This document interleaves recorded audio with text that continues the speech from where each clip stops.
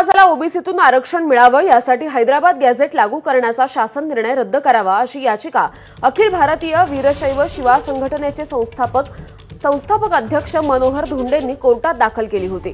दरम्यान धोंडे यांनी मराठा आरक्षणाला विरोध केल्यामुळे त्यांच्या संस्थेत शिक्षण घेणाऱ्या मराठा विद्यार्थ्यांचा प्रवेश काढण्यासाठी पालकांनी अर्ज केलेत। त्यामुळे मराठा ओबीसी वाद पेटण्याची चिन्ह पुन्हा एकदा निर्माण झाली आहेत।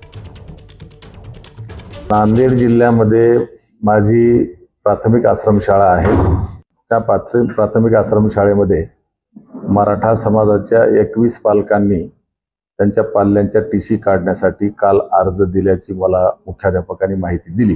जीआर रद्द करायला मुंबई उच्च न्यायालयामध्ये याचिका दाखल केली म्हणून मराठा पालकांनी टीसी काढायचा अर्ज दिला असं त्यांनी सांगितलं। म्हणजे ह्या खालच्या पातळीवरती जाण्याची आवश्यकता नाही। आमच्या ओबीसीच्या किती संस्था आहेत, शिक्षण संस्था, मग शिक्षण संस्था तर महाराष्ट्रभर कोणाच्या आहेत, मग तिथं ओबीसीच्या पालकांनी टीसी काढून घ्याव्यात का?